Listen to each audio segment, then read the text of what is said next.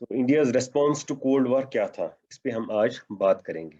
यहाँ पे हम देखेंगे कि कोल्ड वॉर के हवाले से इंडिया ने किस तरह से रिएक्ट किया, या इंडिया की पॉलिसी कोल्ड वॉर के हवाले से क्या थी। उसमें पहली चीज जो है वो ये है कि India to particular care in staying away from the two alliance. हमें मालूम है क्योंकि इंडिया की जो पॉलिसी थी वो नॉन अलाइनमेंट की पॉलिसी थी with respect to cold war. मतलब पहली चीज ये कि इंडिया खुद कोल्ड वॉर या ब्लॉक पॉलिटिक्स का हिस्सा नहीं बना। ये तो एक पॉइंट है with respect to cold war.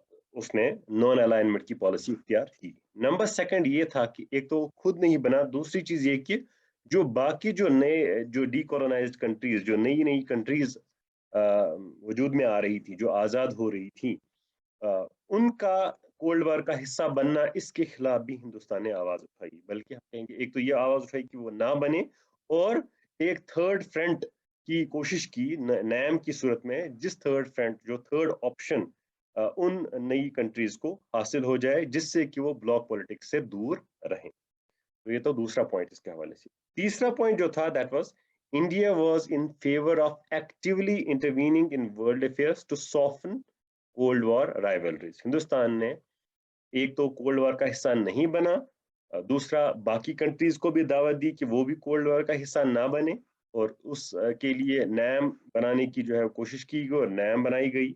और उसके साथ साथ ये भी कोशिश हिंदुस्तान ने की, वो एक्टिवली उसने ये कोशिश की कि कोल्ड वॉर की जो राइवलरीज हैं, जो दो ग्रुप्स थे, जो दो ब्लॉक्स थे, उनकी आपस की जो कशमकश थी, आपस की जो रंजिशें थी, उन रंजिशों को कम करने की भी कोशिश की। तो इंडिया ने एक्टिवली दुनिया की मामलात में हिस्सा लिया, और हिस्सा लेने का मकसद ये था कि कोल्ड वॉर की राइवलरीज को कम किया जाए, कोल्ड वॉर की जो टेंशन हैं उनको, दोनों मुल्कों के आपस में जो इख्तलाफात थे उनको कम करने की कोशिश की जाए। और ये हमें बहुत सारे ऐसे इंस्टेंसेस देखने को मिले जहाँ पे इंडिया ने कोल्ड वॉर राइवलरीज को कम करने की कोशिश की, और ये हमने पहले भी इस पे बात की हुई है। जैसे कोरियन क्राइसिस की हमने बात की है, या क्यूबन मिसाइल क्राइसिस। ये कुछ एग्जांपल्स हैं जिसमें हमने देखा कि इंडिया ने कोल्ड वॉर राइवलरीज को कम करने की कोशिश की।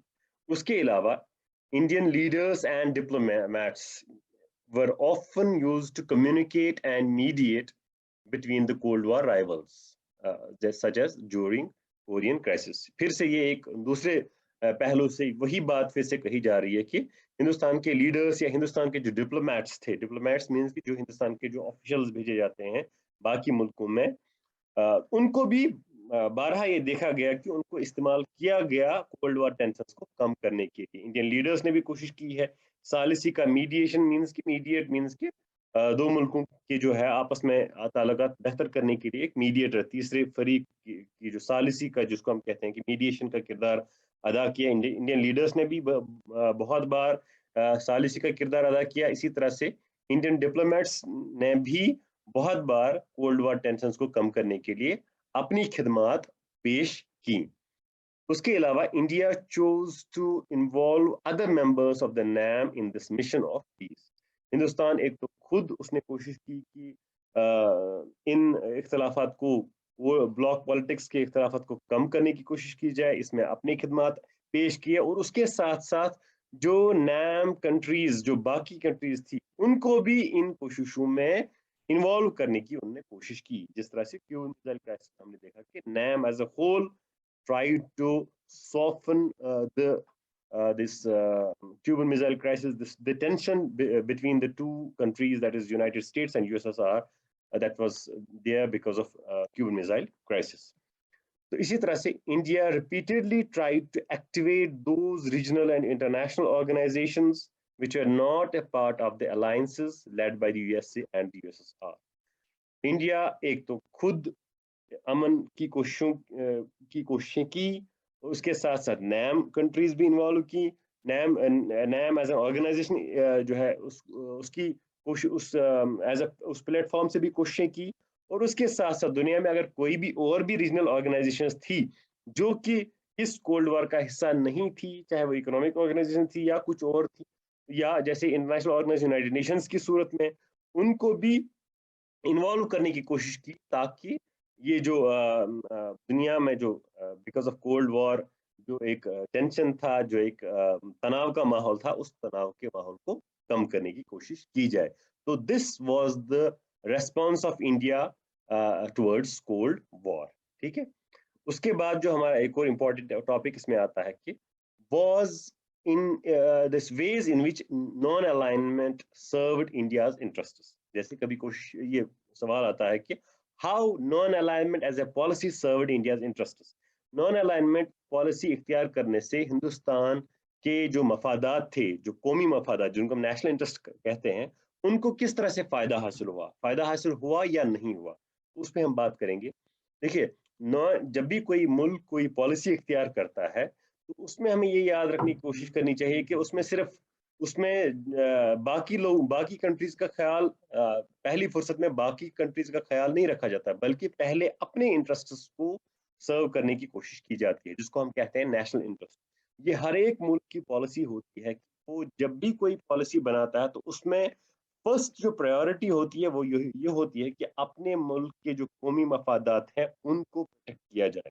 इसलिए जब इंडिया ने नॉन अलाइनमेंट की पॉलिसी इख्तियार की, तो जाहिर सी बात है कि उसके जहन में ये था, कि इंडियन लीडर्स के जहन में ये था कि हमें अपने मुल्क के मफादात को सर्व करना है, प्रोटेक्ट करना है और प्रमोट करना है। तो इसलिए जब नॉन अलाइनमेंट की पॉलिसी इख्तियार की गई, तो इस पॉलिसी को इख्तियार करते वक्त भी असल में नेशनल इंटरेस्ट को प्रमोट करने की कोशिश की गई। तो नेशनल इंटरेस्ट को किस तरह से प्रमोट किया गया? Number one, non alignment allowed India to take international decisions and stances that served its interests rather than the interests of the superpowers and their allies। Non alignment ने एक जो है फायदा दे दिया हिंदुस्तान को कि जो भी कोई इंटरनेशनल इशू था, या कोई इंटरनेशनल डिसीजन था, या कोई स्टैंड लेना था, उसमें हिंदुस्तान पहले ये देखता था कि इस इंटरनेशनल इशू के हवाले से जो उनका स्टैंड रहेगा, क्या उस स्टैंड से हमारे अपने कौमी मफाद को, हमारे अपने नेशनल इंटरेस्ट को फायदा मिलता है या नहीं मिलता है। तो इसका मतलब ये कि जब भी कोई पॉलिसी, फॉरेन पॉलिसी इख्तियार की गई किसी भी इंटरनेशनल इशू के हवाले से, किसी भी मुल्क के हवाले से, तो उसमें सिर्फ नेशनल इंटरेस्ट को सब पहली चीज जो है जहन में रखी गई, वो ये कि मुल्क के कौमी मफाद को फायदा मिलना चाहिए, ना कि किसी सुपर पावर या उसके एलाई जो है वो उसको कोई फायदा हासिल हो। अगर अब वो उसने नॉन अलाइनमेंट की पॉलिसी इख्तियार नहीं की होती, तो जाहिर सी बात है उसका जो इंटरनेशनल कोई पॉलिसी होती है, उस पॉलिसी पे कहीं ना कहीं सुपर पावर के इंटरेस्ट्स को भी मद्देनजर रखा जाता, जिस सुपर पावर के इन्फ्लुएंस में इंडिया आ जाता। तो this was point number one, that non alignment supported India's interests. It helped India's national interests. Number second क्या था? India was able to balance one superpower against the other।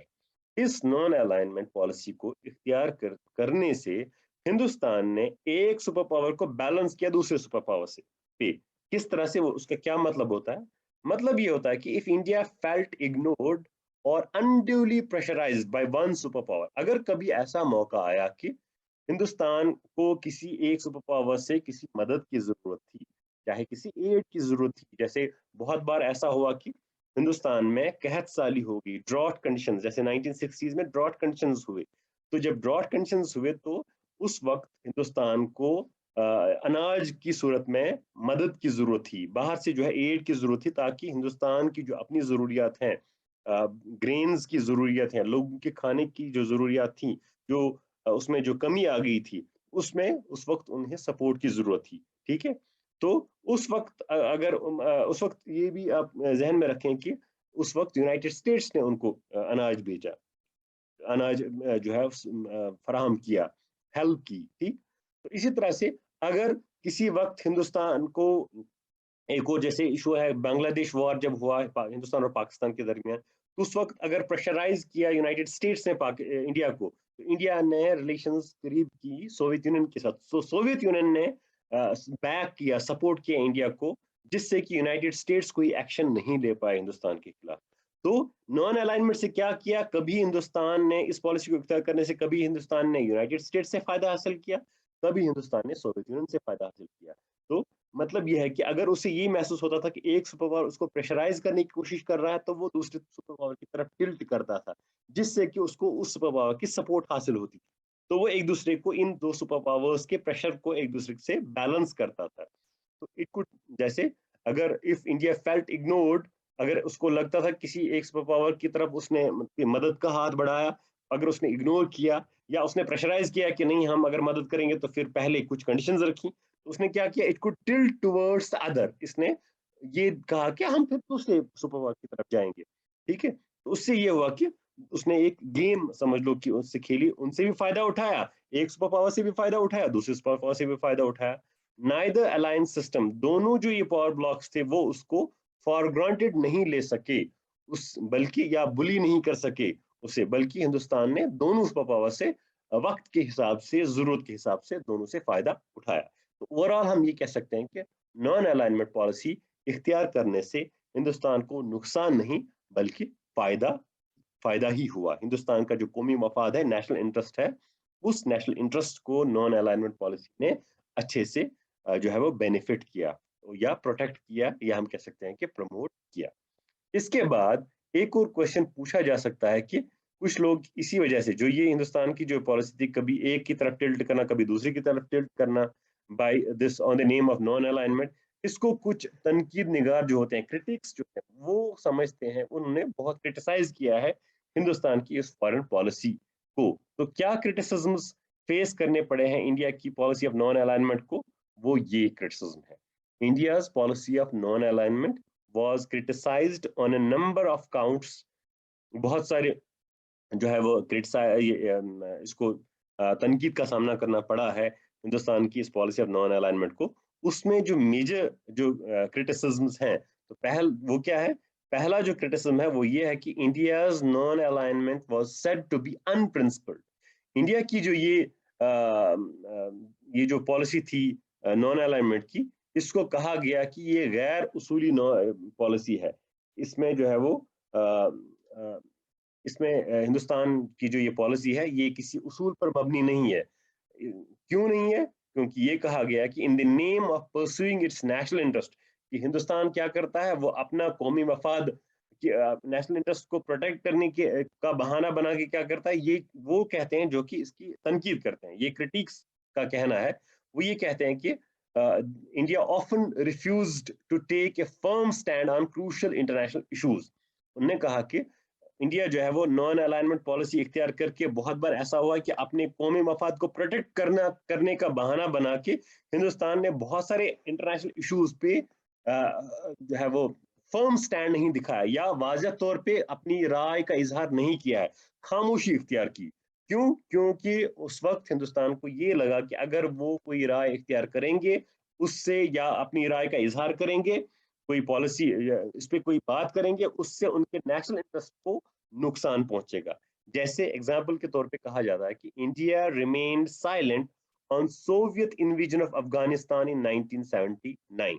जब अफगानिस्तान में Soviet union ने 1900 जो है वो 1979 में अफगानिस्तान में सोवियत यूनियन ने अपनी फौजें उतारी, अपनी फौजें जो है उसमें एंटर किया सोवियत यूनियन ने, इसका मतलब है कि एक आजाद मुल्क को सोवियत यूनियन ने अपने कब्जे में ले लिया। तो इसके लिए जो एनालिस्ट थे वो ये चाह रहे थे कि हिंदुस्तान इस पे बात करे, लेकिन इस हिंदुस्तान ने इस यूनाइटेड स्टेट्स सोवियत यूनियन के इस एक्ट पे, इस जो ये स्टैंड, जो ये एक जो है वो सोवियत यूनियन ने अपनी फौजें उसमें जो है वो अफगानिस्तान में एंटर कराई थी, उस पे हिंदुस्तान खामोश रहा। क्यों? क्योंकि उसकी वजह ये थी कि जब हिंदुस्तान और पाकिस्तान के दरमियान बांग्लादेश वॉर हुआ था, वॉर से कुछ महीने पहले हिंदुस्तान ने सोवियत यूनियन से एक एग्रीमेंट किया था, friendship treaty, 20 years friendship treaty 1971 अगस्त में। ठीक है, इसलिए अब अगर हिंदुस्तान सोवियत यूनियन के खिलाफ बोलता, वहां पे सोवियत यूनियन की इस एक्ट पे क्रिटिसाइज करता या कंडेम करता उसको, उससे उसकी जो रिलेशंस थी सोवियत यूनियन के साथ, जिस रिलेशन के तहत उनको वेपन्स वगैरह मिल रही थी, बहुत सारे इश्यूज पे सपोर्ट हासिल हो रहा था सोवियत यूनियन का, उनके नेशनल इंटरेस्ट को नुकसान पहुंच सकता था। तो इसी चीज को क्रिटिसाइज किया है। जो क्रिटिक्स हैं उनका यही मानना था कि हिंदुस्तान जो है वो पॉलिसी ऑफ नॉन अलाइनमेंट की बात करता है, लेकिन ये policy it is not based on principles. क्योंकि जब जब कोई इंटरनेशनल इशू ऐसा होता है जहां पे हिंदुस्तान को लगता है कि उनके कौमी मफाद को नुकसान पहुंचेगा, तो वहां पे वो अमन की जो बात करते हैं, वो अमन की बात पे खामोश होते हैं, बल्कि अपने नेशनल इंटरेस्ट को प्रोटेक्ट करते हैं। ये this was one criticism of this policy of India's policy of non alignment. दूसरा क्या क्रिटिसिज्म जो है, क्रिटिक्स जो वो क्या दूसरा क्रिटिसिज्म करते थे, उन्होंने कहा कि it is suggested that India was inconsistent and to contradictory postures. उनका ये मानना है कि इंडिया की जो पॉलिसी थी, फॉरेन पॉलिसी थी, या इंडिया को जो स्टैंड होता था इंटरनेशनल इश्यूज के हवाले से, वो कॉन्ट्राडिक्टरी स्टैंड रहता था। कभी कुछ कहते थे, कभी कुछ और कहते थे। वो किस तरह से ये हम किस तरह से कह सकते हैं कि उनका जो स्टैंड होता था या वो कॉन्ट्राडिक्टरी होता था।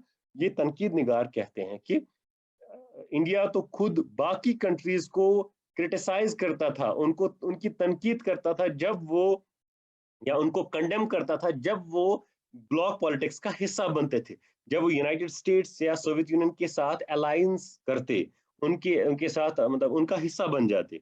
लेकिन तनकीद निगार ये कहते हैं कि जब खुद हिंदुस्तान ने ये treaty of friendship Soviet union के साथ, 20 इयर्स ट्रीटी ऑफ फ्रेंडशिप, अगस्त 1971 में जब हिंदुस्तान ने सोवियत यूनियन के साथ ये ट्रीटी ऑफ फ्रेंडशिप जो है वो साइन की, तो उनका ये मानना था, फिर इसका मतलब ये हुआ था कि जो ये आउटसाइड ऑब्जर्वर्स हैं, उन्होंने कहा कि इसका मतलब ये है कि एक हिसाब से हिंदुस्तान भी इस ब्लॉक पॉलिटिक्स का हिस्सा बन गया था। अगर उसने यूएसए के साथ फ्रेंडशिप जो है हाथ नहीं बढ़ाया था, एग्रीमेंट नहीं किया, तो कम से कम उसने सोवियत यूनियन के साथ तो किया एग्रीमेंट। ये जो 20 इयर्स फ्रेंडशिप ट्रीटी थी, एक्सटर्नल ऑब्जर्वर्स कहते हैं कि ये भी एक हिसाब से एक अलायंस थी, वो भी एक हिसाब से ये भी सोवियत यूनियन का हिस्सा बन गया था, सोवियत यूनियन की तरफ टिल्ट हो गया था। लेकिन इसलिए इसको क्रिटिसाइज किया जा रहा है कि एक तरफ नॉन अलाइनमेंट की बात कर रहे हैं, और दूसरी जब उन ग्रुप्स का हिस्सा बन रहे हैं उनको कंडेम कर रहे हैं, लेकिन जब अपनी बात आ रही है, खुद एग्रीमेंट करके बैठे, खुद ट्रीटी करके बैठे सोवियत यूनियन के साथ। लेकिन जो इसके दिफा में, इसके सपोर्ट में जो है हिंदुस्तान की गवर्नमेंट जो स्पोक्स पर्सन थे, उन्होंने इस क्रिटिसिज्म को किस तरह से जवाब दिया। उन्होंने कहा कि India needed diplomatic and possibly military support during the Bangladesh crisis. देखिए, जो बांग्लादेश वॉर हुई थी हिंदुस्तान और पाकिस्तान के दरमियान, वो हुई थी दिसंबर 1971 में, एग्रीमेंट हुआ था अगस्त 1971 में। ये इसलिए एग्रीमेंट पहले ही किया था हिंदुस्तान ने, क्योंकि समर से ही बांग्लादेश जो ये ईस्ट पाकिस्तान था, वहां पे पहले से ही हालात खराब थे, वहां पे पहले से ही ऐसी मतलब कंडीशन बन रही थी कि हिंदुस्तान और पाकिस्तान के दरमियान किसी भी वक्त जंग हो सकती थी। इसका अंदेशा पहले ही हिंदुस्तान को था, और उन्हें मालूम था हिंदुस्तान को कि अगर जंग हुई, क्योंकि पाकिस्तान सीटों का ये मेंबर था, पाकिस्तान सेंटो का मेंबर था, इसलिए यकीनी तौर पे पाकिस्तान को यूनाइटेड स्टेट से सपोर्ट मिल सकता था। तो इस सपोर्ट को बैलेंस करने के लिए पहले ही हिंदुस्तान ने फ्रेंडशिप ट्रीटी सोवियत यूनियन के साथ की, क्योंकि उन्हें यह खदशा था कि अगर कोई जंग हुई पाकिस्तान के साथ, तो उस वक्त उन्हें यूएसएसआर के सपोर्ट की जरूरत पड़ेगी, क्योंकि वहां पे फिर यूएसए भी इन्वॉल्व हो सकता है। इसलिए यूएसए की इन्वॉल्वमेंट, यूएसए को इस जंग से दूर रखने के लिए उन्हें सोवियत यूनियन के सपोर्ट की जरूरत थी।